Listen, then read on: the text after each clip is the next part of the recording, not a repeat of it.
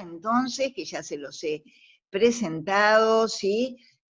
Hablando sobre el tema la angustia hoy. Bueno, escuchamos a Marcelo Marota. Bueno, buenas noches. Muchas gracias por esta invitación. Efectivamente, he tenido el gusto ya otras veces de estar con ustedes y para mí siempre resulta un placer compartir el trabajo. Bueno, para la presentación de hoy les voy a decir más o menos cómo siguió el proceso, cómo fue el proceso en el cual yo mismo me encontré para poder hablar de la angustia hoy. Pensé que obviamente la angustia hoy es la angustia de la pandemia, digamos. Así que voy a hablar específicamente de lo que hoy un poco nos invade, que es la cuestión de la pandemia. Y no sé por qué cierto vicio pseudo-intelectual quizá, siendo analista, pensé de todas maneras que la introducción tenía que hacerla con algunas reflexiones de los pensadores de la época. Entonces, como no soy un especialista en el tema, para nada busqué en los periódicos, en las publicaciones de todos los días, algunas de las opiniones que así vertían filósofos como Slavoj Žižek o Zizek, Giorgio Agamben y Byung-Chul Han, por ejemplo, entre ellos, el coreano, ¿no? En realidad, sí, lo digo con cierta reserva todo esto, primero porque, como les dije, no soy ningún especialista y lo tomo como un lector de los diarios nada más, lo que voy a decir, porque me sentía como obligado a pensar cómo reflexionan la cuestión de la angustia y la pandemia. Pero también después me di cuenta por qué, y un poco sobre el final de mi charla se van a dar cuenta por qué pienso que hay algo ahí de cierto forzamiento, ¿no? Al pensar en estos autores. Bueno, eso lo vamos a ver un poquitito al final, espero que se deduzca al final con lo que digo.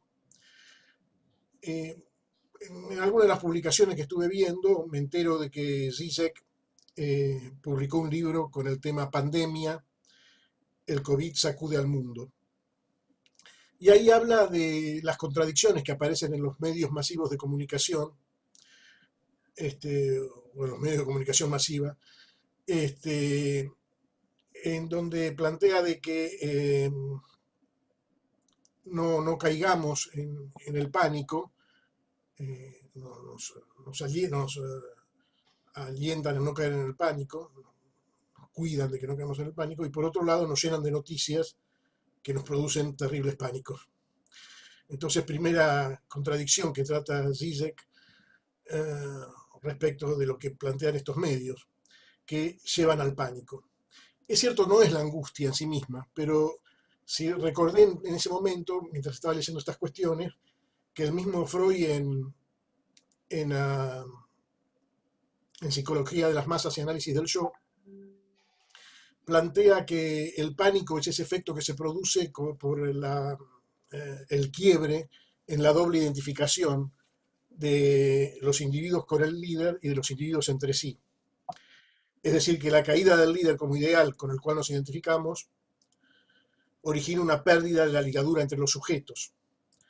Y eso produce pánico que él, y aquí es lo que me llamó, lo que me pareció interesante, para citarlo hoy, lo denomina angustia de masas. Angustia de masas. El pánico entonces sería algo así como una angustia de masas, o sea que un poco intuitivamente elegí este pensador que habla de pánico y sin embargo también podemos hablar de angustias de masas acá. Y es cierto que presten atención a la cuestión de que habla de los medios de comunicación masiva. Y habría que ver si los medios de comunicación masiva será una cuestión a estudiar, que pensé que podríamos se podía reflexionar un poco desde la perspectiva psicoanalítica, si a veces esos medios de comunicación, por empezar, si no forman, no tienen algún lugar de cierto ideal con el cual nos identificamos, ¿no? Ser los lectores o ser los que seguimos determinados periodistas que están en determinados medios de comunicación, y que ante estas contradicciones que denuncia Zizek puede producir efectivamente una sensación panicosa o de angustia de masa, diríamos, cuando caen, diríamos, esas cuestiones ideales. Es una cuestión a estudiar, ese ideal, esa imagen de ideal, diríamos, puede estar rota, diríamos, por estas contradicciones en las cuales los medios no acompañan. Es algo que Zizek, por otro lado, lo plantea también, o plantea la cuestión de la comunicación, por algo que él observa en la República Popular China. Dice que, que se notaba en ellos el miedo a llevar malas noticias al público y a aquellos que están en el poder. Lo leo porque es lo que planteaba él: el miedo de llevar malas noticias al público y a aquellos que están en el poder, circunstancias que condujeron a que se minimizaran los estudios. Es decir, me parece interesante entonces subrayar que las cosas que aparecían en lo que yo estaba leyendo de Zizek era sobre todo la cuestión del pánico y los medios de comunicación. El pánico y los medios de comunicación. Cuando fui a averiguar un poco lo que decía Giorgio Agamben, me pareció algo... Fue bastante polémico lo que dijo Agamben, ¿no? Porque me parece que algunos lo tomaron también para argumentos y para sustentar algunas posiciones que fueron bastante críticas. Ahora vamos a ver cuáles, ¿no? Pero estaba también, había algo ahí en donde se lo acusaban a los que seguían algunas de sus cuestiones de negacionistas o conspiranoicos, ¿no? ¿Por qué? Porque Agamben, que también por otro lado presenta un libro que es La epidemia como política, en ese libro recopila justamente un arsenal de textos escritos durante los meses de aislamiento. Y los recopila con el objetivo de responder una pregunta casi existencial, decía el artículo del diario. Dice, este punto existencial es justamente, este aspecto existencial es que Agamben se pregunta en qué punto estamos. En qué punto estamos, ¿no? Y discute lo que él considera las gravísimas consecuencias éticas y políticas que derivan de la pandemia. Para él el mundo occidental se organiza alrededor de tres sistemas de creencias, como pueden ser el cristianismo, el capitalismo y la ciencia. Sabemos que para nosotros la sociedad hipermoderna está determinada por la intersección del discurso de las ciencias o de las tecnociencias con el capitalismo, ¿verdad?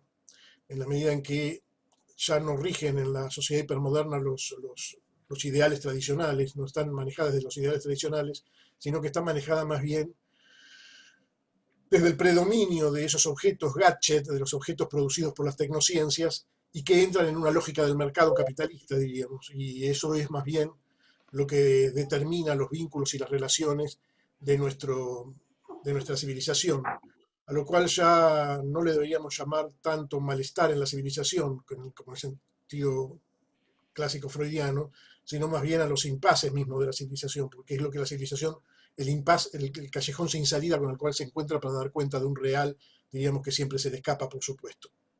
Bueno, Agamben le agrega al capitalismo y a la ciencia el cristianismo como creencia, y vislumbra como que la medicina es una nueva religión que dice, y en donde lo que hay es más bien que a través de la medicina, de la religión de la medicina, se genera la instauración de un estado de excepción, en donde el Estado termina determinando cuáles son las conductas que van a tener que seguir los sujetos, que en realidad están muy determinadas por el aislamiento, el confinamiento, el encerrarse, etcétera, y entonces para él quedan conculcadas, quedan limitadas las libertades del individuo. Ustedes ya ven que estos argumentos después fueron tomados por una de las corrientes que yo les comentaba que tienen ciertos cuestionamientos también a nivel de lo social. Y una de las cuestiones que se pregunta Agamben, que me llamó también la atención, es por qué los medios de comunicación masivos y las autoridades se dedican a difundir un clima de pánico. Es decir, de vuelta lo que traía Zizek, medios masivos de comunicación y el pánico, ¿no? Él le agrega a esto el hecho de que todos tienen que asumir en última instancia que el saber morir nos libera de toda sumisión y de toda coerción, toma para esto a Montaigne, o sea que toma la muerte, la cuestión de la muerte, es decir, cómo cada uno decide en relación a la muerte, ¿no? Como el saber morir. ¿Por qué me parecía interesante subrayar esto? No voy a ponerme a discutir las posiciones, a veces, desde mi punto de vista, negacionistas, efectivamente, que se tomaron a partir de estas conceptualizaciones de Agamben. No voy a discutir esto, pero sí me parece interesante que aparecen temas ya bastante claramente marcados acá, como son el peso de los medios masivos de comunicación, o los medios de comunicación masiva, perdón, como se diga, los efectos de angustia de masas o de pánico que puede producir, según las contradicciones que puedan aparecer en los distintos medios, y también la presencia de la muerte, de la cuestión de la muerte. Bueno, no me voy a extender, como les decía, en la cuestión de los filósofos, pero finalmente tomé un reportaje que apareció en el diario Página 12, que le hicieron a Byung-Chul Han, el coreano, que también próximamente va a publicar un libro, La desaparición de los rituales. En este reportaje a Byung-Chul Han le preguntan, por ejemplo, qué consecuencias, leo porque está así en el diario, qué consecuencias van a tener el miedo y la incertidumbre en la vida de las personas. No habla de angustia, habla de miedo. Pero la incertidumbre, sí, el miedo y la incertidumbre es una de las causales fuertes de angustia, porque lo que se plantean los sujetos, lo vamos a ver también más adelante, es efectivamente el no saber sobre lo que va a ser su futuro, el que fuere. El futuro laboral es uno que pesa bastante también, ¿no? No saben finalmente cómo van a poder readaptarse a lo que se llama la nueva realidad, ¿no? Y cómo van a poder readaptarse también al sistema productivo, a lo que Lacan llama el utilitarismo de grupo también en algún artículo de los años 50, de los años previos al lacanismo propiamente dicho. Bien, entonces, miedo e incertidumbre es la pregunta que se plantea, y él contesta algunas cosas, les leo nada más lo que me pareció más significativo. Dice, el virus es un espejo. Me interesa también este concepto, lo voy a tomar más adelante para cómo lo leo yo psicoanalíticamente. El virus, se dan cuenta que tiene una resonancia esto de lo especular para nosotros lacanianos. El virus es un espejo, muestra en qué sociedad vivimos, y vivimos en una sociedad de supervivencia que se basa en última instancia en el miedo a la muerte. Es decir, subrayo entonces de vuelta la cuestión de la muerte. Hablan, obviamente, de la muerte del ser biológico, ¿no? La muerte de nuestro ser, de la biología. Ahora, sobrevivir se convertirá en algo absoluto, como si estuviéramos en un estado de guerra permanente. Todas las fuerzas vitales se emplearán para prolongar la vida. Cuando la vida sea más supervivencia, más miedo se tendrá a la muerte. La pandemia vuelve a ser visible la muerte, que habíamos suprimido y subcontratado cuidadosamente. La presencia de la muerte. Me parece interesante entonces pensar esto, que el virus implica una presencia de la muerte, pero ya no es solamente entonces la presencia de la muerte, de la pérdida de la vida biológica, sino también la amenaza de lo que es la muerte, ¿no? La presencia de la muerte en los medios de comunicación está poniendo nerviosa a la gente, es decir, ya se mete con el aspecto de la posición subjetiva. Bueno, es decir, de vuelta a los medios, la muerte, la comunicación. Bueno, esto abandoné inmediatamente después cuando vi que aparecían estos temas, abandoné porque fui pensando poco a poco pero yo me decía a mí mismo, ¿por qué tengo que ir a ellos, ¿no? Que son pensadores, está bien, forman parte de la cultura, no lo voy a negar, son pensadores importantísimos, pero yo soy psicoanalista y tengo que decir entonces respecto de estos temas, no sé si de los medios de comunicación, pero probablemente también puedo hablar un poco de los medios de comunicación, los medios de comunicación masivos, este, pero obviamente del pánico, algo adelanté de lo que decía Freud con la angustia de masas, y la angustia y de la muerte tengo que hablar en tanto que psicoanalista, ¿no? En tanto psicoanalista y en especial del psicoanálisis que a mí me interesa, de las conceptualizaciones extraídas de Freud y de Lacan. Entonces, tuve como una segunda forma de abordar el tema, que es ir a la lectura de los textos lacanianos que más o menos recordaba tocaban esos temas. Ya estaba metido un poco más en mi ámbito, ¿no? Entonces me di cuenta que Lacan aborda este tema, recordé, mejor dicho, que Lacan aborda este tema refiriéndose al surgimiento de la angustia a partir de la pulsión de muerte que anida en la ciencia. Ya ahí me pareció interesante subrayar esta cuestión.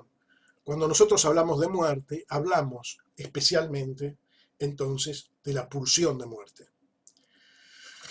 Ahora vamos a ver cómo lo desarrollo. Hay una conferencia de prensa del 29 de octubre de 1974,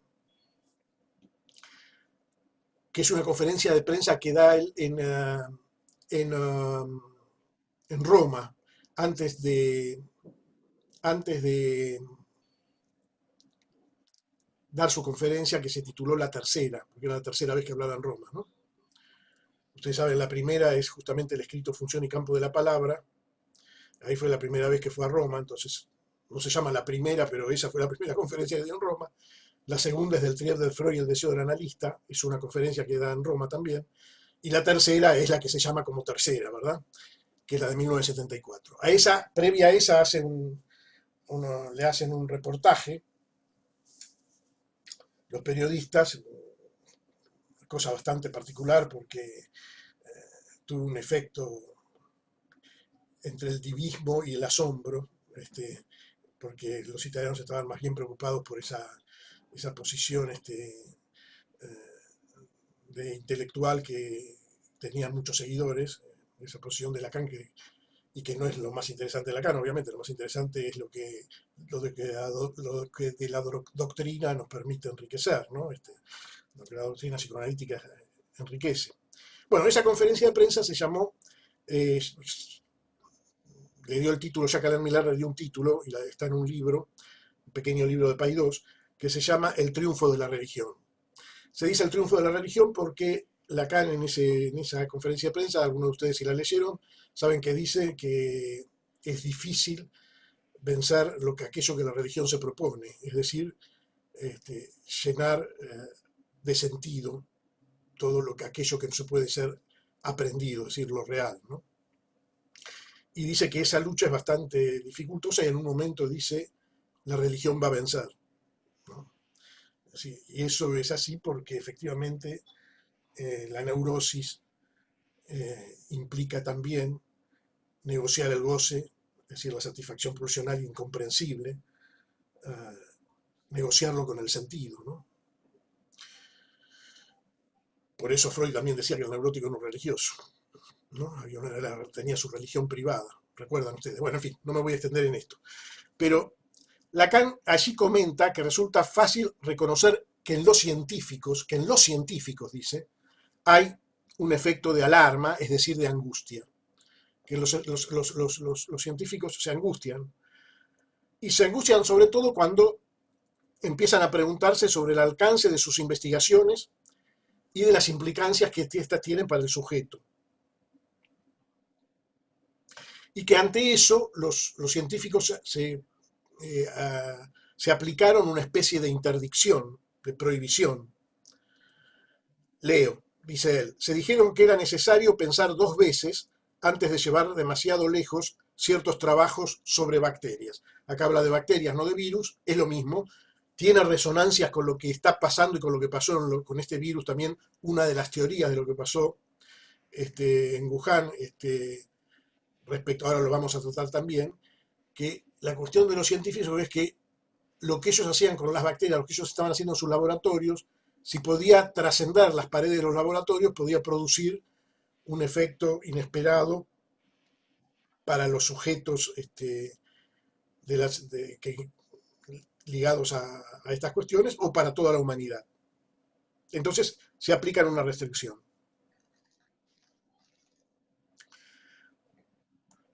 Es decir, aplican a eso el programa de la cultura, freudianamente hablando. Freud explica que el programa de la cultura, al cual le adjudica lo mejor que hemos llegado a ser y buena parte de aquello a raíz de lo cual penamos, esto es interesante, que la cultura implica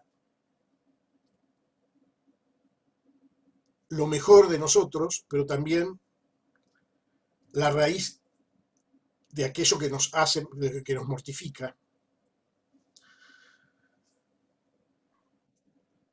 Y considera que los orígenes del programa de la cultura son oscuros y que su desenlace es incierto, ya que puede llevar a la extinción de la especie humana al perjudicar la función sexual, dice Freud, en más de una manera, ¿no?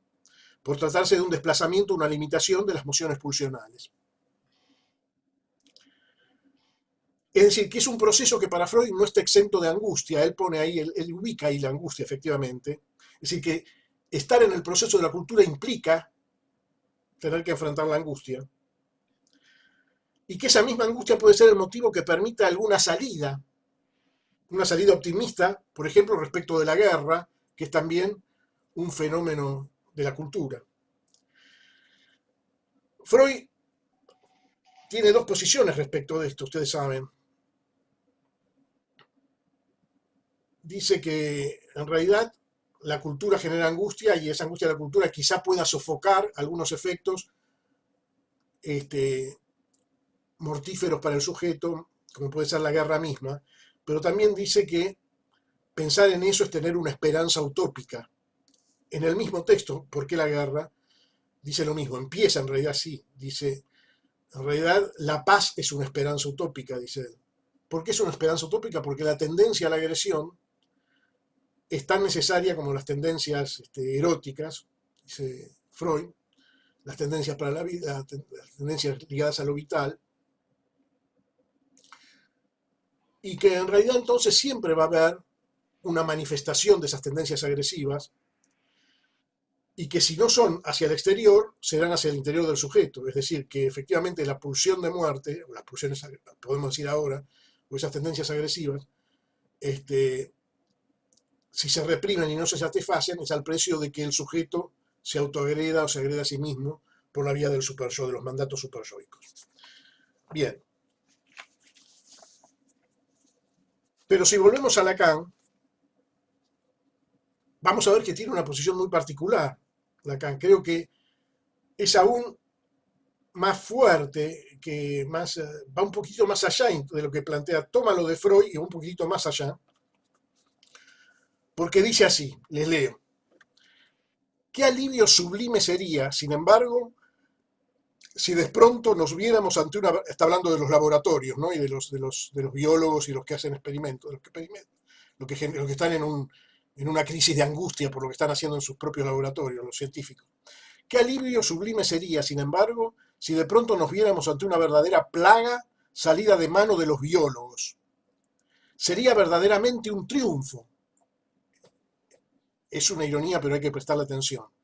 Significaría que la humanidad habría llegado verdaderamente a algo, su propia destrucción.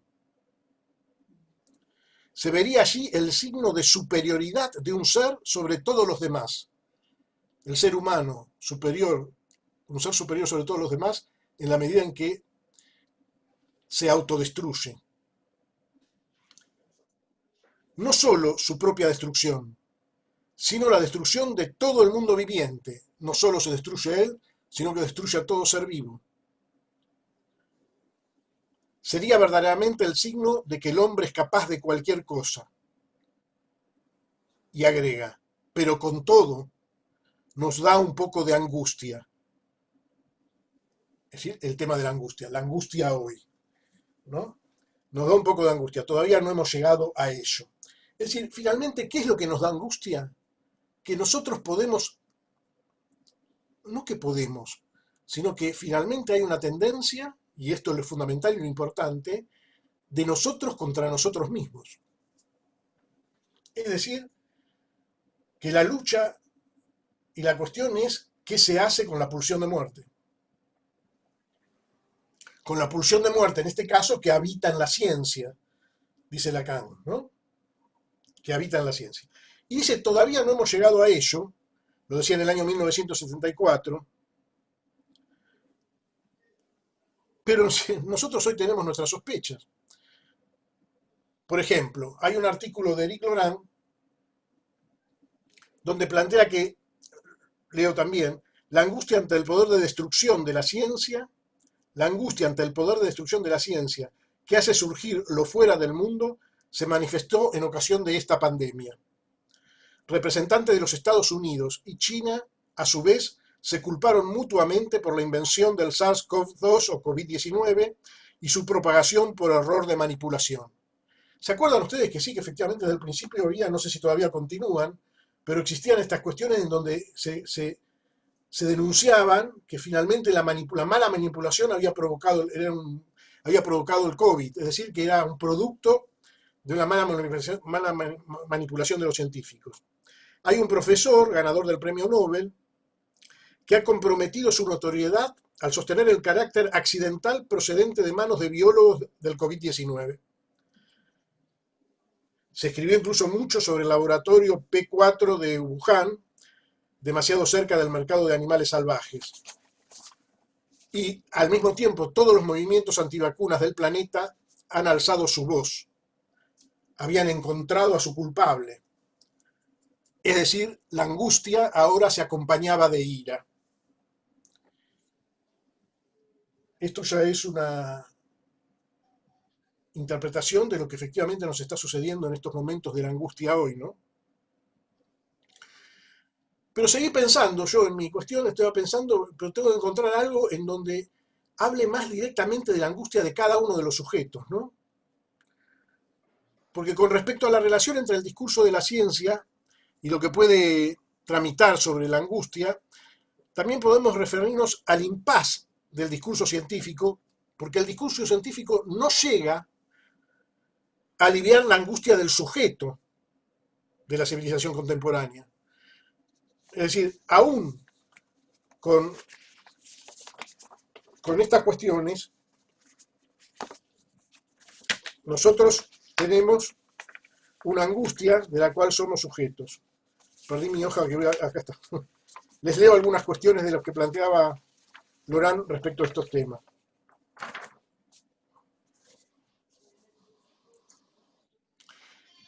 Es a partir de la inexistencia del otro, dice Laurent. Efectivamente vivimos la época de la inexistencia del otro.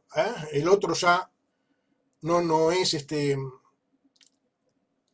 aquel que guía o orienta nuestras relaciones cotidianas, porque los que la orienta y la guía y las determina es el objeto Gatcher, del objeto pequeño A, como les decía yo, derivado de las tecnociencias y el capitalismo.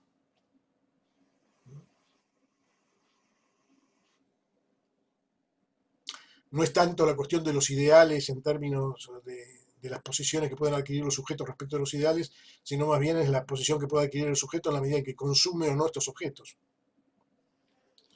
Y el uso que hace de ellos y cómo los consume. Cómo los consume. Cómo los consume a los objetos o cómo los objetos consumen al sujeto. Bien, es para ver. Es a partir de la inexistencia del otro que garantizaría el real de la ciencia, que surgió otro real para el sujeto que vive en el lenguaje, o sea, nosotros, los sujetos de la civilización. Ese otro real para el sujeto es el de la angustia. Le agrega a Laurent, podríamos hablar de ello, pero no vamos a tener tiempo hoy, el de la esperanza, el amor, el odio, la locura y la debilidad mental. Todos estos afectos, pasiones, están en el punto de encuentro entre nuestra confrontación con el virus. Ellos acompañan a las pruebas científicas como su sombra. Es decir, acompañamos efectivamente a las pruebas científicas como su sombra porque queremos que la ciencia nos dé cuenta de ese real, que como todo real no podemos darle ningún sentido. Y sabemos que estamos ávidos de sentido, digamos. Por eso incluso, aunque tengamos restricciones, fundadas ciertamente en la ciencia, restricciones de aislamiento, de lo que fuere, que son necesarias, que son importantes, pero eso no alivia nuestra angustia, o por lo menos la angustia de cada uno sobre lo que nos espera. Y agrega Lorán, es necesario prepararnos para poder discutir juntos sobre la validez de los dispositivos intrusivos, es decir, hacer una conversación sobre esto, que se establecerán hasta la puesta a punto de la vacuna, única salida verdadera.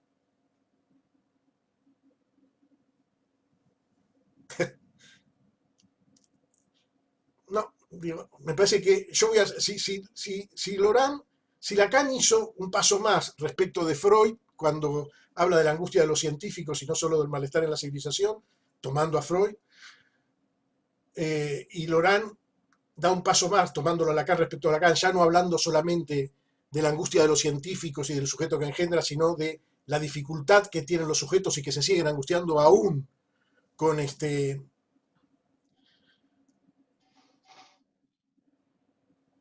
con lo que esperan de la ciencia.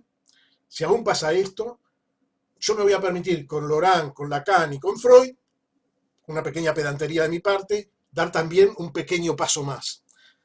Y voy a decir que hasta la puesta a punto de la vacuna única salida verdadera, de la vacuna única salida verdadera, no, más bien vemos que hay que decir que aún con la vacuna, como única salida verdadera, siguen los sujetos angustiados, porque ahora no saben cuáles son los efectos secundarios que van a producir la vacuna, y si no hay una vacuna que mata, que no, dejemos de lado que se enganchan en otras cuestiones ligadas al mercado de los laboratorios, por supuesto, pero esto no quita de que los sujetos, hoy me decía, me voy a permitir dar un pequeño fragmento de un caso, me decía alguien, una paciente, que ella no se pensaba dar la vacuna, porque estaba muy angustiada, porque por ahí la vacuna la podía dejar parapléjica o qué sé yo, por los efectos secundarios.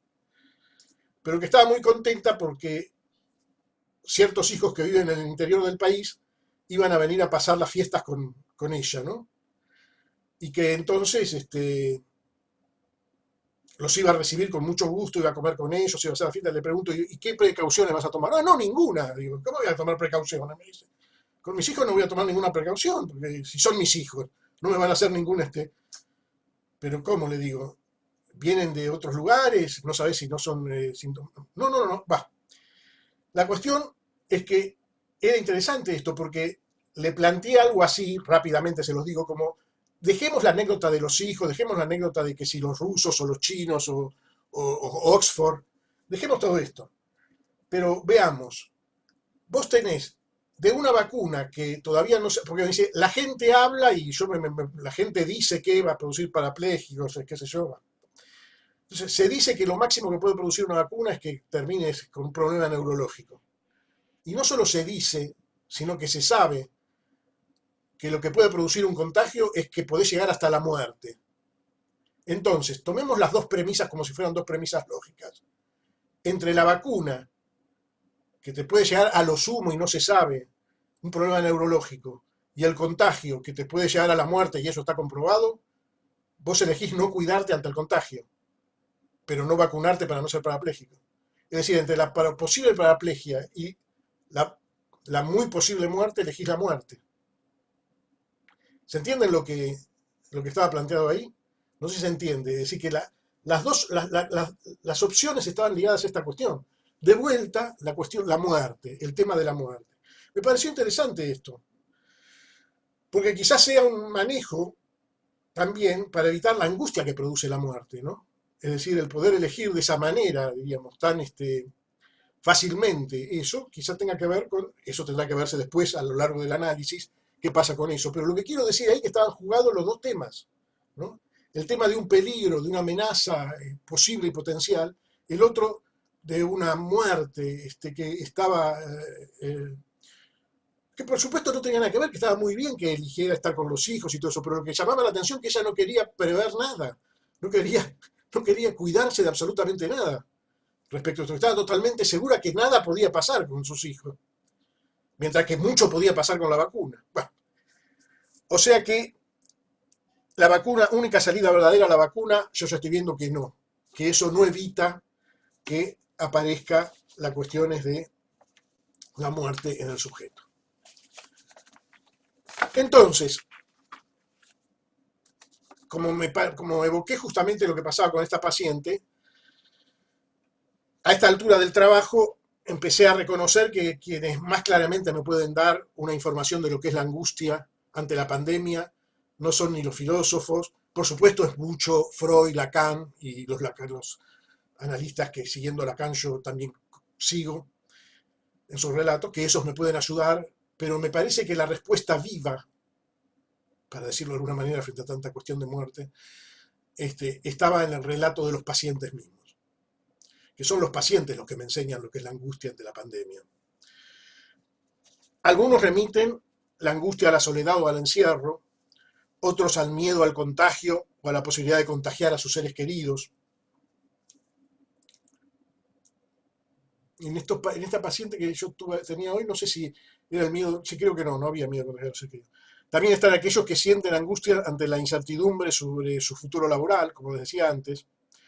Otros sufren de insomnio, otros de sueños de angustia.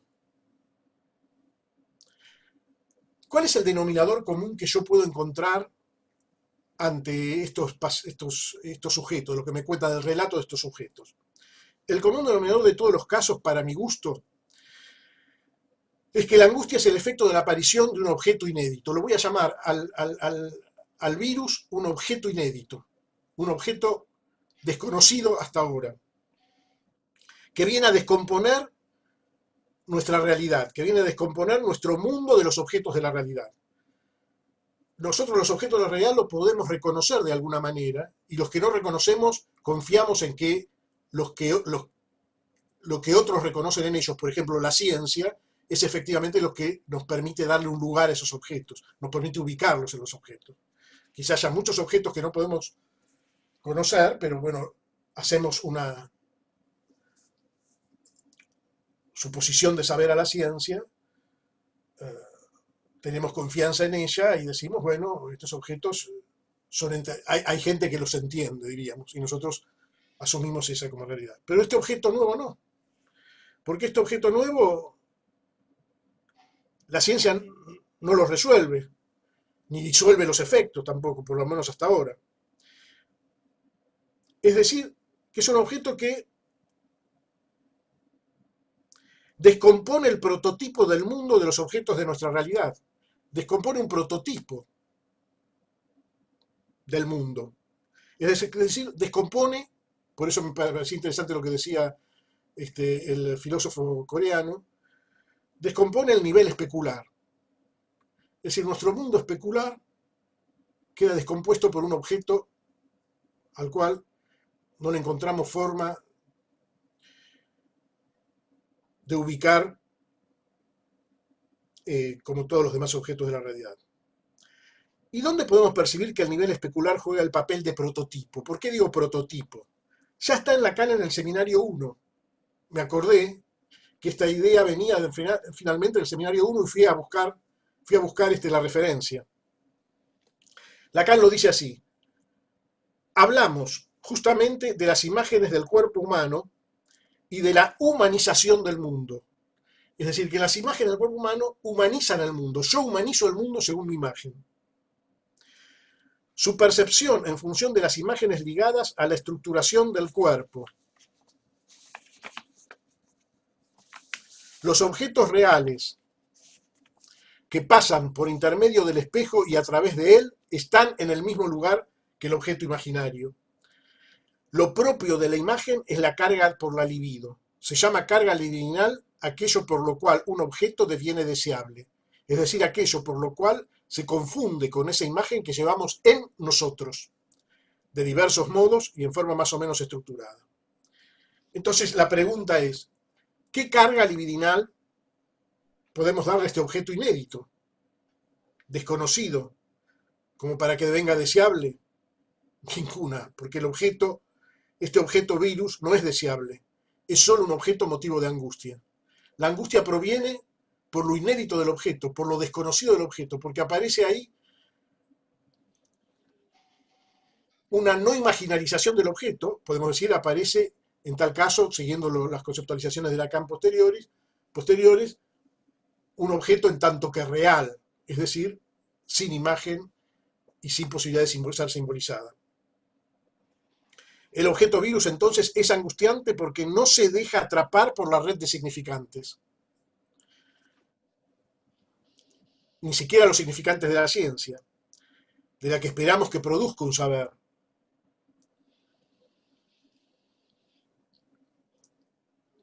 Quizá la angustia pueda lograrse no solo porque se obtenga la vacuna, que sin duda va a tener efectos sobre la salud individual de cada uno y la salud pública, sino también porque se obtendrá un saber que producirá efectos subjetivos al hacer de este objeto uno más de los de nuestra realidad. El asunto es si podemos hacer de este objeto uno más de los de nuestra propia realidad. Mientras tanto, la angustia de hoy nos señala la presencia de un objeto que no se ajusta a la realidad, un objeto que manifiesta su peso en tanto que real. Ahí es donde pongo la angustia de hoy y la pandemia. En este marco, en este prototipo, en esta forma de pensarlo, que ya está en el Lacan inicial. No necesitamos ir a cuestiones demasiado alejadas de la enseñanza de Lacan. Pero me pregunté después, ¿es suficiente con esto? ¿Es suficiente recurrir al objeto virus para dar cuenta de la angustia? Y de vuelta volví a hacer otro cambio en mi exposición de hoy. Digo, tengo que volver a los casos. Tengo que volver a los casos y seleccioné uno que me parece paradigmático, que se los voy a contar. Es una pequeña viñeta, tiene algunos pequeños cambios, como ustedes comprenderán, y esa parte es una viñeta chiquita. Vamos a llamarlo Raúl, al paciente. Raúl tiene un íntimo amigo que sufrió coronavirus. Estuvo 15 días internado, padeció la incertidumbre sobre el desenlace de su enfermedad. Sufría de dolores muy fuertes y de una profunda angustia ante la amenaza de morir en soledad, sin ningún contacto con los suyos. Esto es lo que contaba el amigo de Raúl, que había padecido mientras estaba internado por coronavirus. Ahora, ¿qué le pasa a Raúl? Raúl tiene que ser operado dentro de pocos días por una operación simple, que no es nada complicada, pero que ya estuvo esperando, estaba programada desde antes de la cuarentena producida por el coronavirus y se había aplazado. Y ahora ya es momento de efectivamente ir a hacerse la operación. Porque si no se la hace puede empeorar su salud. Entonces Raúl accede a ser operado, pero teme por la intervención misma y experimenta efectivamente cierta angustia ante la posibilidad de contagiarse de coronavirus en el sanatorio y padecer aquello que había padecido su amigo. Y también la soledad y la incertidumbre que implicaría esto. Y lo que le pasa a Raúl es que tiene sueños de angustia de modo recurrente, es decir, sueños de angustia. La angustia hoy, sueños de angustia, que son los que pueden aparecer un poco disparados por toda la situación de la pandemia y del coronavirus. Uno de los sueños que me contó es el siguiente. Es un sueño para mi gusto pirandeliano. Lo voy a llamar pirandeliano porque es como 6 personajes en busca de autor, ¿no? Es decir, actores que hacen de actores que a su vez son personajes dentro de la obra, otra obra, en fin. Esa cosa que tan encantadora, diríamos, que tiene la obra de Pirandello. Bueno, él está durmiendo, en el sueño está durmiendo, ¿no? Ya es interesante. En el sueño está durmiendo, es decir, él sueña que está durmiendo. Se despierta por el sonido del teléfono. Mira el mensaje, porque no puede agarrar el teléfono, termina, entonces tiene un mensaje, mira, y lee. Él se llama Raúl. El mensaje decía, Raúl falleció. Entonces, invadido por el estupor, se queda sin palabras en el sueño, se queda estuporoso, tiene angustia y se despierta. Ese es el sueño de angustia, típico sueño de angustia. Nos evoca muchísimo, obviamente, para los que lo leyeron y queda tan bien, tan hermosamente presentado por Lacan en el seminario 11, el sueño del padre, no ves que ardo, no ves que estoy ardiendo. Son sueños de angustia. Ya en estado de vigilia, entonces se despierta Raúl, se siente agitado, comprueba que está muy transpirado, mira a su lado, ve que su compañera continúa durmiendo, decide no hacer ruido para no molestarla, se levanta sigilosamente a tomar un vaso de agua y así la angustia va cediendo de a poco. Es decir, ¿qué tenemos que pensar entonces? Que la angustia del sueño, esa angustia que sintió en el sueño, cuando después de leer el mensaje, es un despertador para el sujeto, que soñando este sueño de angustia, se acerca a ese real evocado por el anuncio de su propia muerte, a lo real de la muerte anunciada ahí, que lo precipita en un espacio sin palabras. Vamos a decir que solo se acerca a ese real y no lo alcanza, porque despertar a lo real es imposible. Pero quizá ese mensaje es un mensaje que es lo más próximo que había a ese real.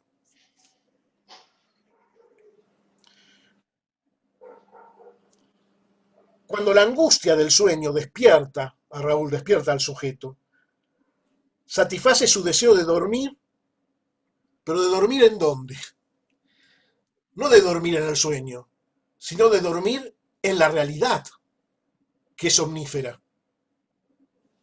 Es decir, que acunado por la rutina del fantasma, mi compañera que duerme, digamos, y el bienestar de los discursos que le hipnotizan, no la puedo molestar, qué bien, qué linda que es, qué tranquila que está durmiendo, no sé lo que habrá pensado, echa un manto de realidad que ahora encubre lo real de la muerte que había aparecido en el sueño, que se había acercado el sueño. Fíjense que también esto es una cosa un poco pirandeliana todo, porque cuando me despierto me duermo.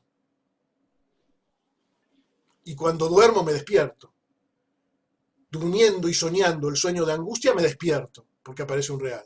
Y me despierto para seguir durmiendo en la realidad. Es decir, cuando despierta, regresando a la representación del mundo, es decir, a la agitación y el cuerpo sudoroso, su compañera que duerme, mejor no la despierto, qué amorosa, me voy a tomar un vaso de agua, no voy a hacer ruido. En ese proceso la conciencia se vuelve a tramar. Sabe que él vivió todo eso, pero fue nada más que una pesadilla.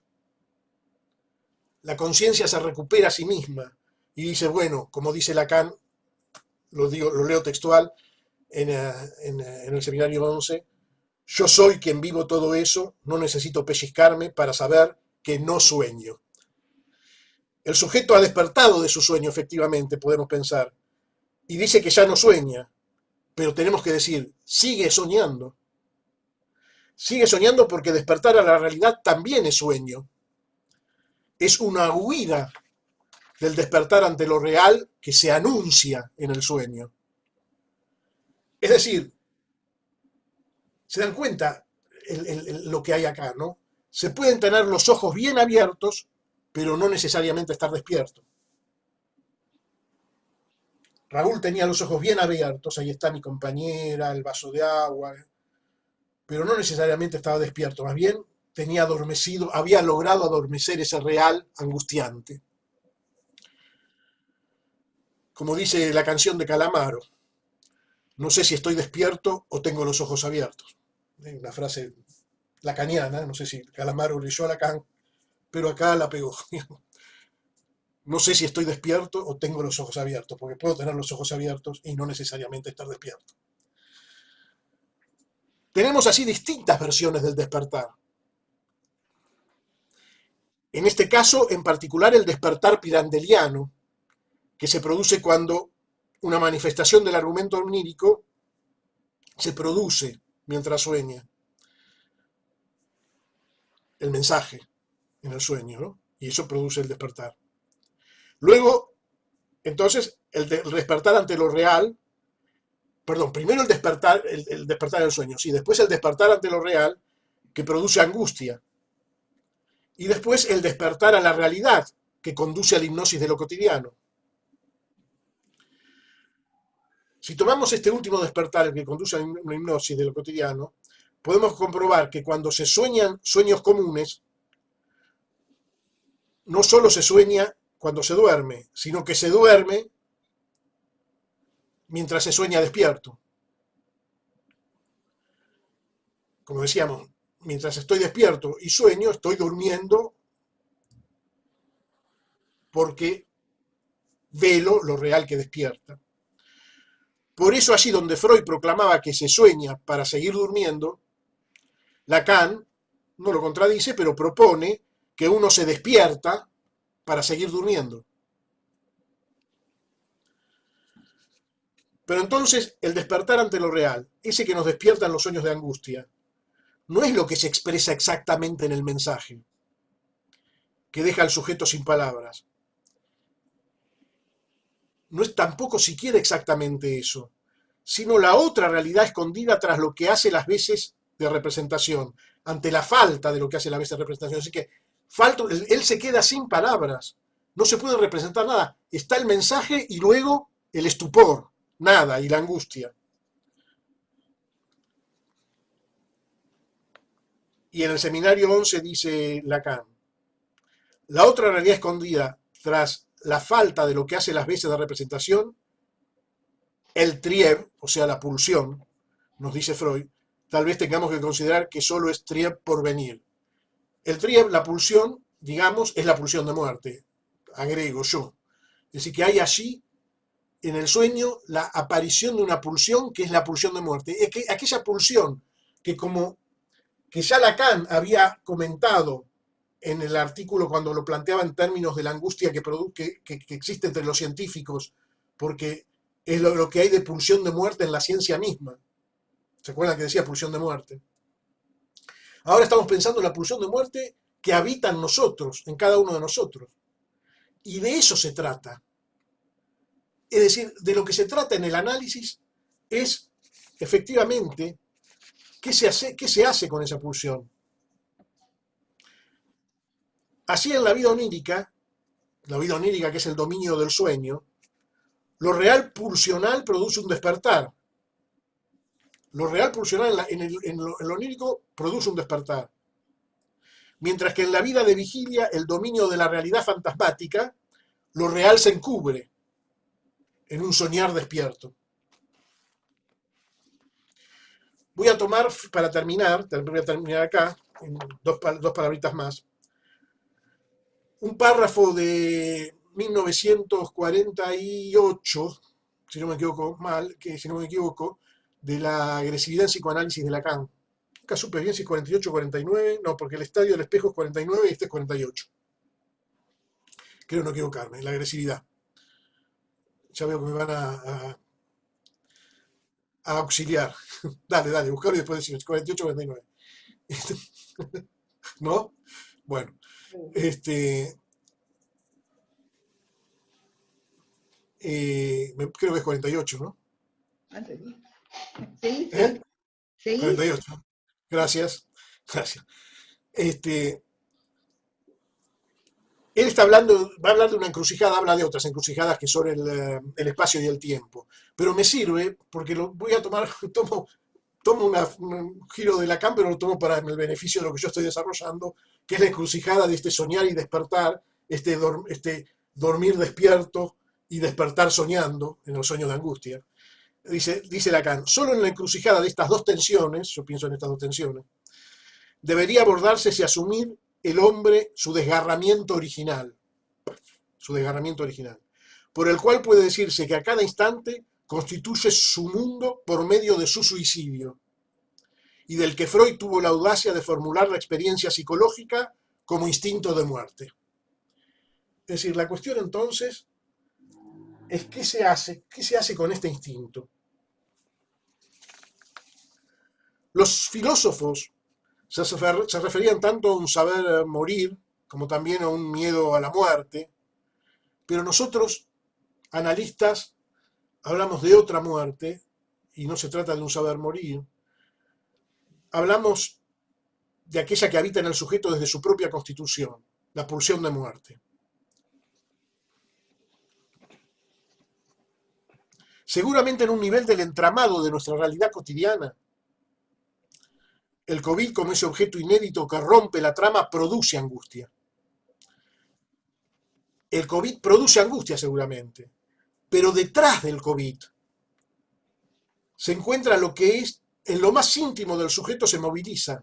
Es decir, que eso moviliza algo en lo interior del sujeto, que es su pulsión de muerte,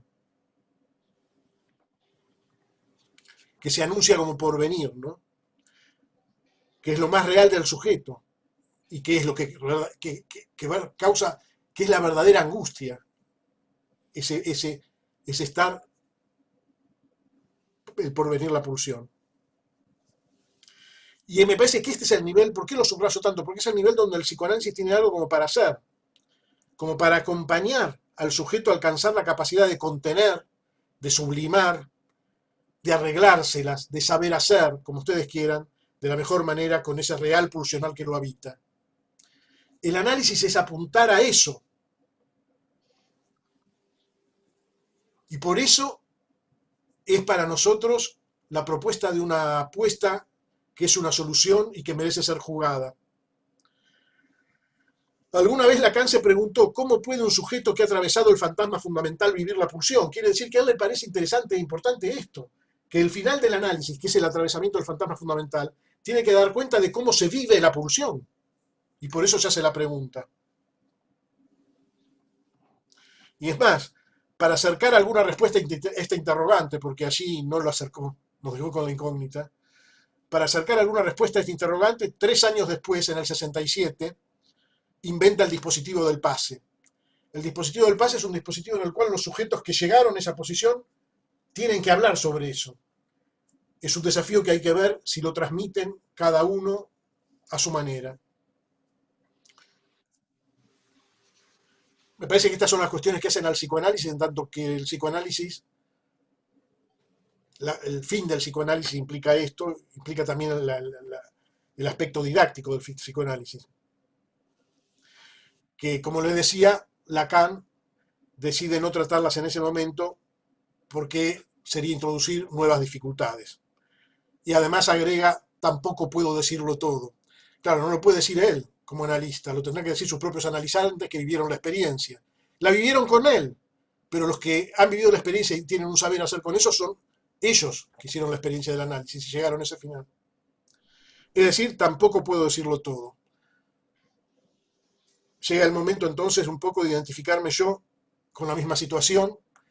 No es que quiera identificarme con Lacan, me encantaría, por supuesto, pero también voy a decir, no puedo decirlo todo en este momento porque me parece que es el instante de concluir con esta charla. Nada más. Bueno, Marcelo, muchísimas gracias. Muy bueno. Así que bueno, la verdad que estuvo sumamente interesante. Bueno, me gustaría abrir a las preguntas, que puedan formular preguntas a Marcelo Marota.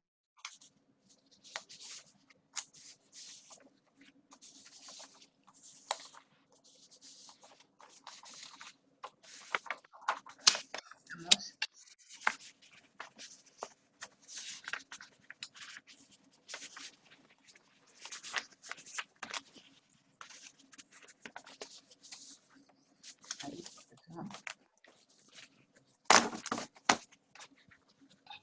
Liliana, ¿puedo hacer un comentario? Sí.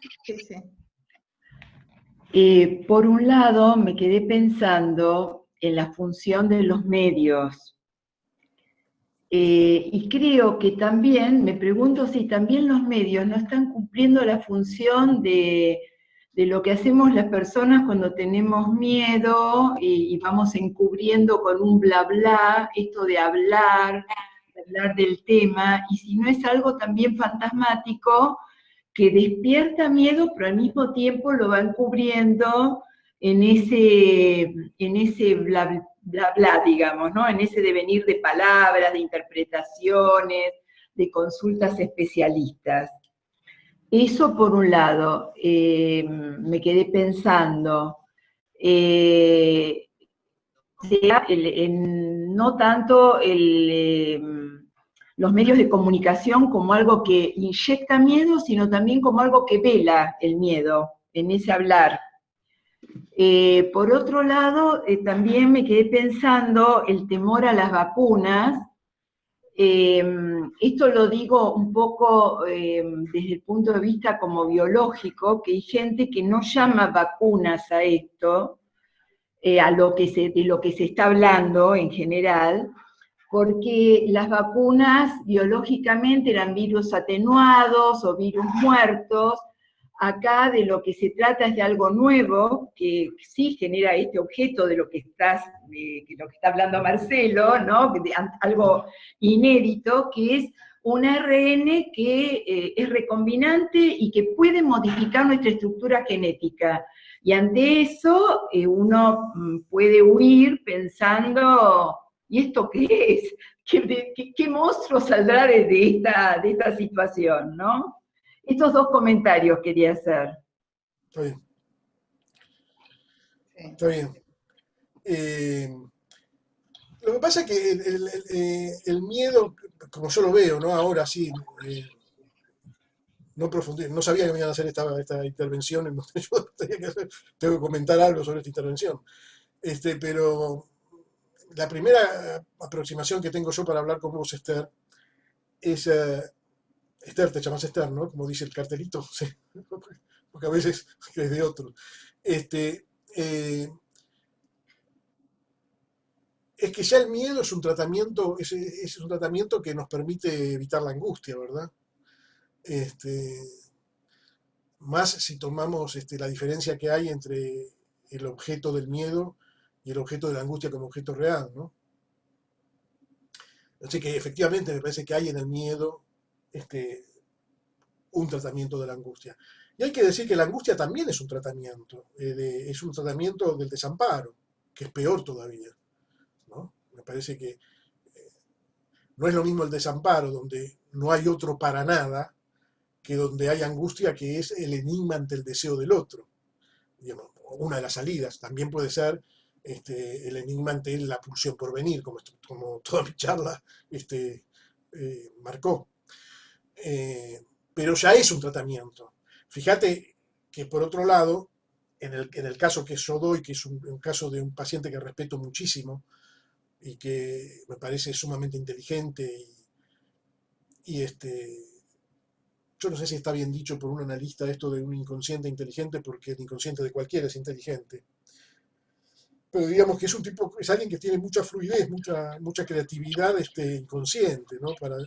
Es más, yo creo que el tipo ante esta cuestión, en algún punto podemos decir, no sé si es correcto, queda entre nosotros nada más, creó sus sueños de angustia también, porque estos sueños de angustia le permitió a él Elaborar una elaborar respuesta. esa posición. Sí, me parece que es una elaboración, ¿no? Y efectivamente la intervención mía, no sé tampoco si es la correcta o no, uno siempre inventa sobre estas cosas, pero no es interpretativa en el sentido clásico después de este sueño. No me voy a poner a interpretar este sueño. Yo más bien lo acompaño en este despertar. Lo acompaño quiere decir, se despertó, claro, la vio a ella y qué sintió, cómo fue la cosa. Es decir, que el tipo, esa salida en donde lo real se vuelve a dormir, es inevitable, digamos, es algo, prefiero 20.000 veces, vamos a decir así, que se quede en este dormir despierto, Exacto. calamariano, así como hay sueños perandelianos, hay despertar despiertos calamarianos, este despertar despierto de Calamaro, lo prefiero 20.000 veces y no que haga un pasaje al acto, es decir, que se identifique con el real del sueño soñado y tenga una actitud del orden del suicidio, digamos, ¿no? En fin, hay cosas como este estilo. Esa era una cosa que decía. Y efectivamente lo que decía de la vacuna sí es cierto. Yo también es cierto, es la así llamada vacuna, diríamos, porque no es como las vacunas tradicionales, pero bueno, eso es, como decís vos, hablo también por cierta información que yo también leí de los biólogos, sí, efectivamente, tiene que ver con el ARN, lo que vos dijiste, ¿no? Hay algo de eso, sí. Pero bueno. Es, De todas maneras, es un tema de la ética, lo que decías antes, todo sumamente interesante. Tengo que agradecer, por otro lado, que no lo hice al principio, muy interesante, porque es la ética de la ciencia, hasta dónde se puede llegar, ¿no? Aunque se estén culpando las potencias, ¿hasta dónde se puede llegar con la ciencia? Y bueno, no hay otra respuesta que a la destrucción, o a la autodestrucción, a mi modo de verlo, por lo menos hasta ahora. eso es lo que hace que en la civilización el hipermodernismo se hayan creado comités de éticas. Es decir, los Sí, comités de éticas es lo que intentan responder hasta dónde llegamos, digamos, ¿no? Pero lo que para nosotros marca es la presencia de que existe la pregunta y que la respuesta, digamos, es difícil de obtener, digamos. totalmente. Muy difícil de obtener, pero bueno. Y es más, ahora se crearon por estas cuestiones del coronavirus comités científicos.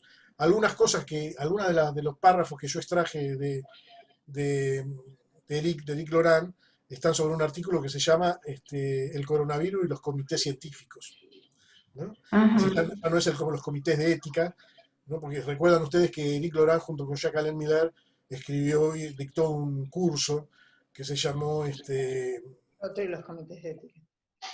El otro. la inexistencia de el otro que no existe, el otro que no existe, el otro que no existe y los comités de ética.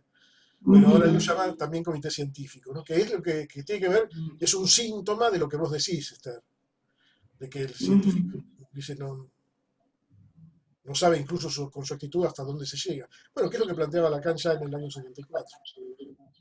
Exactamente. Muchísimas gracias. No, gracias a vos, por favor.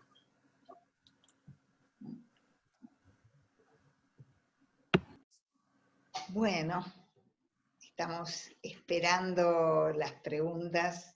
Pareció muy interesante que fueras a tratar de escuchar en realidad, en lugar de a los filósofos, a lo que decían los pacientes y como cada sujeto da cuenta de qué es el virus, qué es irrupción de lo real para él, ¿no?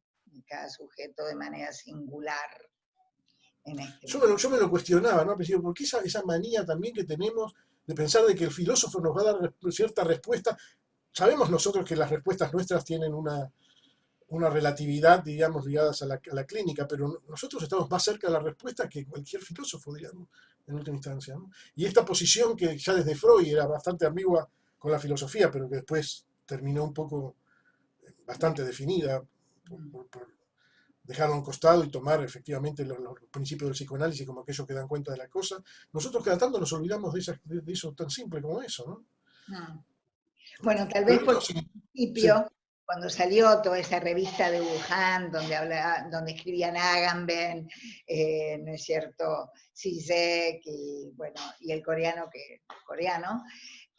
también nosotros fue un momento de impacto, ellos estaban con 2 semanas antes en Europa y nosotros necesitábamos buscar un sentido también. Creo sí, que, sí, sí, es eso, creo que es eso. fue después. Sí, Después empezamos a buscar nosotros mismos. claro. Sí, por eso decía que la charla trataba de dar una evolución de lo que fui haciendo para construir la charla, ¿no? Y en esa evolución que fui haciendo, empecé por los filósofos, al final terminé por lo que decían los pacientes, ¿no? Por supuesto, por supuesto. Bueno, bueno, escuchamos más. Me Sí, parece, o sí, un comentario así, ¿no? sí, Me pareció muy interesante toda la charla y cómo nos diste vuelta, que nos hiciste y también movilizarnos a nosotros con todo esto, ¿no? Pero me pareció interesante cuando hablaste de objeto inédito, porque a mí cuando yo escucho que esto es una guerra, no estoy de acuerdo, porque una guerra uno sabe con qué es la guerra, y no lo veía por ahí. Cuando se escuchó en algún momento que eso es lo real, no, porque la realidad que lo real es esto que hablábamos, es, bueno, de qué manera, cómo va significando cada uno y ahí va a ir, ¿no? Y y me parece que esto que llamaste objeto inédito, cómo movió al mundo, a la ciencia, a la religión, a todas las áreas, a la filosofía, a la forma de esto que uno a veces escucha de, bueno, que o la religión te da las respuestas, o la ciencia es exacta, y movió a todo para saber que hay falta y que este objeto inédito nos está parando en otro lugar, ¿no? Y otros cuestionamientos al mundo, a cada uno, ¿no? Como que armar otra cosa, no sé, es algo así, no sé. Mi idea fue de a poco empezar, cuando me metí en la cuestión lacaniana, inmediatamente asocié el resquebrajamiento de la imagen del mundo, de la humanización del mundo, ¿no? Y entonces pensé en estas conceptualizaciones ya que aparecen en el tratamiento del estadio del espejo, que es previo al primer seminario, pero que el primer seminario lo toma, después va a terminar, como ustedes recuerdan, con el modelo óptico en la observación al informe de Daniel Lagache, que ya no es el estadio del espejo en sí mismo, sino que es el modelo óptico, es otra cosa, pero que nace con el estadio.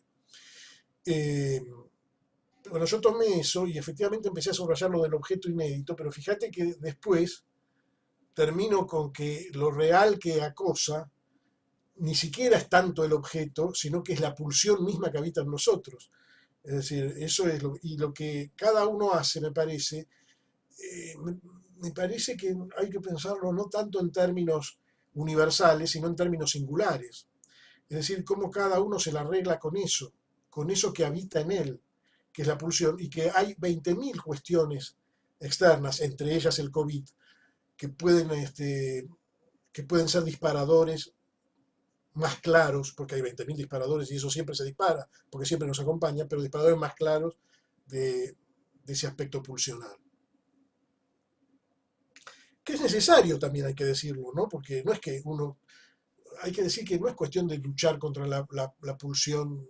Quizá a veces hay que luchar, otras veces hay que canalizar, otras veces hay que saber utilizarla, diríamos, ¿verdad? Porque, como dice, somos freudianos en ese sentido, como dice Freud, son tan necesarias como las pulsiones de vida, esas tendencias agresivas, ¿no? Para poder subsistir. O sea, ¿qué es lo que cada uno hace, ¿no? Ahora, es decir, tiene que ser una salida seguro, que tiene que ser una salida, porque si no, no tendría el psicoanálisis un lugar que es el que tiene para ejercer su práctica. ¿Ah? ¿Se prendieron cosas? No sé si... acá te agradecen la conferencia. Acá hay un mensaje agradeciendo la conferencia de Gabriela. Bueno. Gabriel. Ahí piden la palabra si tienen tiempo, no sé. Bueno, ¿Sí? ¿qué tal? ¿Qué tal? Sí, un pequeño comentario, una apreciación. Esta cuestión del pensador coreano, del espejo, creo que puede ser también tomado interpelándonos como sujetos de la modernidad o de la ciencia, qué orden de lazos también establecemos, ¿no? Pienso, por ejemplo, en la paciente esta que muy bien recibe, vaya a saber con qué medios de transportes modernos a los hijos, pero ante esa suerte de alternativa que ella se plantea entre la paraplegia, que eventualmente no sería una enfermedad infectocontagiosa, y la posibilidad de inmunizar una sociedad, de repente ella elige una salida endogámica, y donde pone en riesgo al resto de la sociedad. O sea, un comentario también en relación a cómo nos interpela en relación a los lazos también, ¿no? Este nuevo objeto difícil de entender que es el del COVID. Eso. Sí, noto en Leandro un interés por el nivel de lo social, que lógicamente condice con el hecho de que el sujeto del inconsciente es el sujeto del malestar en la cultura también. Y efectivamente entonces habría que pensar que ciertas elecciones son elecciones endo, en este caso, Leandro, dijiste endogámicas, puede ser, sí, porque es con la familia, y desecha el beneficio social que puede obtener todo lo que sea preventivo, lo que sea de tratamiento de la cuestión. Y eso lo podemos pensar, podemos aplicar el psicoanálisis a lo civilizatorio, a la sociedad, por empezar, porque ya el psicoanálisis mismo es un lazo social. O sea, el psicoanálisis es un lazo. Entonces hay algo entre lo social y el psicoanálisis que se hermana, efectivamente, más si pensamos que el sujeto del inconsciente es el sujeto de la civilización, y hay algo que se hermana porque el otro siempre está presente, porque el inconsciente mismo es el discurso del otro, y eso implica la presencia de lo social. Sí, haces una apreciación, subrayás un aspecto que se podría pensar en términos del psicoanálisis aplicado a la cuestión de lo social. Sí, y pienso que con respecto al comentario que hace, ¿no es cierto?, Leandro, ¿no?, de tu caso, y que también yo lo pensé, bueno, también tiene que ver con el discurso capitalista, si lo pensamos en relación a lo social y la ruptura del lazo social, ¿no?, donde realmente no le importa. Perfecto. Sí, sí. No le importa lo que le pase al otro, más allá de la negación que podríamos decir, de la castración que podría haber, me atrevo a decir, ¿no? Sí, hay un aspecto también de la acentuación del individualismo en esta versión del capitalismo dominado por el mercado, ¿no?, y por el liberalismo. Es decir, que hay más bien una salida individual. Absolutamente, y eso tiene que ver con lo que marca Lacan de la ruptura del lazo social en el discurso capitalista. Sí, está bien, correcto. Es interesante el comentario de Leandro respecto a ese caso, porque revela ese aspecto, ¿no?, de este momento. Bueno, estamos de acuerdo. Entre los tres hemos creado una otra forma de articular, hemos recordado otra forma de articular la misma cuestión, ¿no? Otro abordaje, otro punto de proyección, digamos. Bueno, no sé si hay alguna pregunta más. Si alguien Hola. quiere. Sí. Yo quería saludar primero, agradecer Hola, mucho Nadia. el espacio. Y me quedaron dos cositas que me gustaría que Marcelo pudiera ampliar un poco esta frase cuando estaba hablando acerca del dormir y el despertar, esto de que el ser humano se constituye su mundo por medio también del suicidio. Me pareció una frase interesante en esto de la pulsión de muerte, ¿no?, para ampliar. Y también cuando se preguntó sobre qué carga liminal le podemos dar a este objeto gadget inédito, que no tiene una representación ni siquiera desde el saber científico,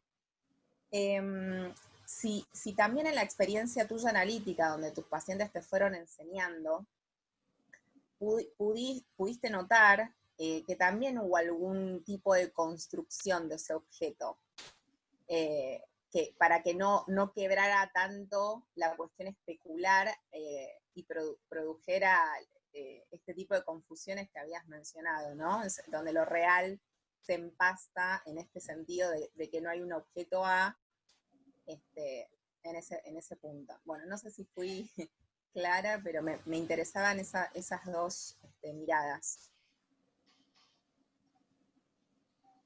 Sí, esta segunda y la primera era... La primera era que el hombre construye su mundo. Yo la verdad es una frase bastante enigmática de Lacan, que como ya te digo, está ya en el Lacan preestructuralista, el Lacan previo al Lacan del 53. La enseñanza de Lacan clásica comienza en el año 1953 con Función y Campo de la Palabra, es decir, con la primera, ¿no? Lo que decíamos la primera. Y sí, que me parece que tiene que ver porque inmediatamente pone ahí, en ese momento habla de instinto, pone ahí el instinto de muerte. Y me parece que necesariamente cuando el sujeto construye su mundo, no solo va a veces a expresar esa tendencia agresiva, mortífera, en la realidad, en el mundo que construye, sino que también construye su mundo, de su propio mundo, de lo que se llama el Innenwelt, ¿no? El mundo interior. No el Unwelt, sino el Innenwelt, que uno de los conceptos heideggerianos, ¿no? Si no me equivoco. Y entonces que efectivamente va contra sí mismo, es decir, que va contra sí mismo y en la medida en que va evolucionando va matando algo de sí también. Que necesariamente va a ser así, ¿no? Y que en definitiva está hasta biológicamente establecido eso, a medida que vivo muero. Es inevitable eso, ¿verdad? Y a medida que voy, es decir, que voy creando algo, siempre voy matando algo de lo mío, digamos. Y el asunto es cómo lo mato, diríamos. Si lo mato supersóicamente, lo mato así.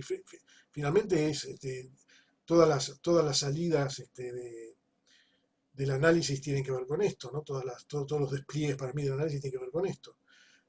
Entonces, ¿cómo hago con eso que es la muerte hacia el exterior y cómo hago con eso que es la muerte hacia mi propio interior, hacia mi propio mundo?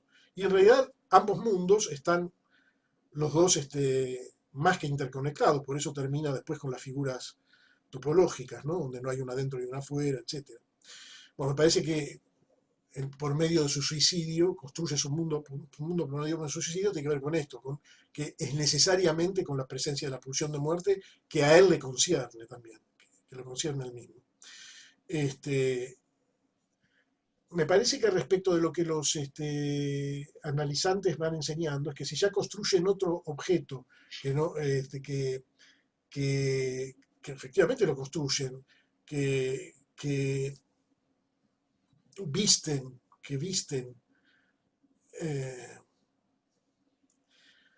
que le ponen un hábito, vamos a decir así, para tomar el Lacan del seminario 20, que le ponen un hábito a ese objeto irrepresentable, sí, efectivamente, está lleno de eso en los análisis. Es más, yo creo que cuando mi sujeto del sueño se despierta, es efectivamente ubicar ya, es ponerle un hábito al objeto pulsional que se presentaba en el sueño, que estaba